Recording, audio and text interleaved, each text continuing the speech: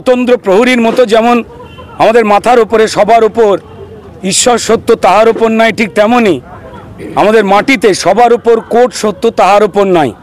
এটা আমরা কেন, যে কোনো শুভবুদ্ধি সম্পন্ন মানুষ বিশ্বাস করেন, কিন্তু তৃণমূল বিশ্বাস করে সবার উপর চোর সত্য তাহার উপর নাই। তাই এই চোরেদের বাঁচাবার চেষ্টা করেছে, আদালতকে অবরুদ্ধ করবার চেষ্টা করেছে। মাননীয় বিচারক বিচারপতি যারাই রয়েছেন সম্মানীয়, তাদের প্রত্যেকের নামে কুৎসা, আদালতকে তুলে নিন্দাবন্ধ কথা এবং সর্বোপরি তাদের পরিবারকে জড়িয়েও আরও অনেক কথা করছে বা উচ্চ আদালতে গিয়ে মিথ্যে মামলা করবার একটা চেষ্টা করছে। তাই এই তদন্তের কিনারা হবেই। যারা চুরি করেছেন, গরিব মানুষের পেট লুট করেছেন, তাদের এত বড় পেট, তারা সব পাওয়ার পরেও তাদের গরিবের রক্ত চাই।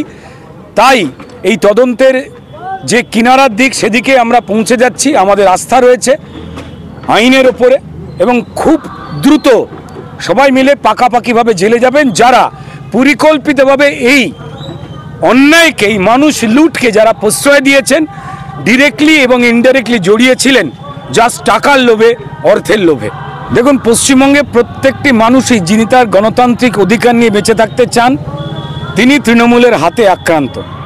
এমনকি এই নিয়ম মেনে আমরা দেখেও নিয়েছি যে তৃণমূলের হাতেও আক্রান্ত।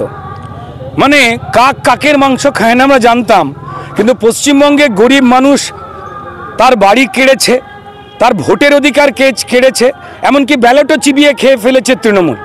আপনার চাকরি বাকরি, কয়লা, রেশন, বালি, জব কার্ড, আপনার যা অধিকার, গণতান্ত্রিক পদ্ধতি ভোট, সেটাও তৃণমূল খেয়ে নিয়েছে। ফলত যারা গরিব মানুষ তারা চাষের জমিতে যেতেও ভয় পায়।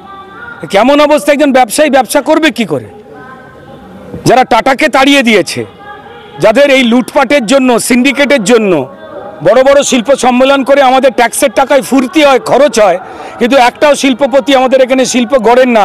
ঠিক এই কারণগুলো। দেখুন, এটা খুব স্বাভাবিক প্রক্রিয়ায় চলছে, কারণ ভারতীয় সংবিধান, গণতন্ত্র, এগুলো মেনে মানুষের যা মৌলিক অধিকার রয়েছে গরিব মানুষের জন্যই।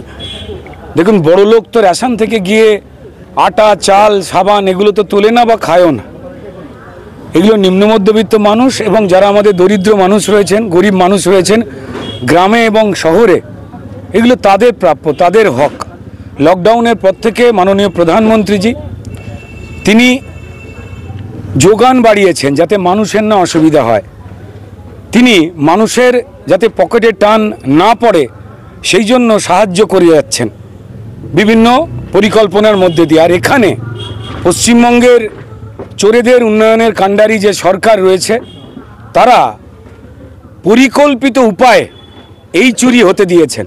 এই চুরির সঙ্গে প্রশাসন অঙ্গাঙ্গিকভাবে জড়িয়ে যদি এটা না হতো, তাহলে কিন্তু এর অনেক আগে যখন রেশন দুর্নীতি নিয়ে পশ্চিমবঙ্গ সরকারেরই পুলিশ তদন্ত শুরু করেছিল, বাকিবুড়েদেরও নাম এসেছিল, সেই তদন্ত কিন্তু মাঝ পথে থামিয়ে দেয়। অর্থাৎ ওপর থেকে নির্দেশ আসে, তৃণমূল দলের সর্বোচ্চ জায়গা থেকে নির্দেশ আছে, এগোস না, আমরা ফেঁসে যাব।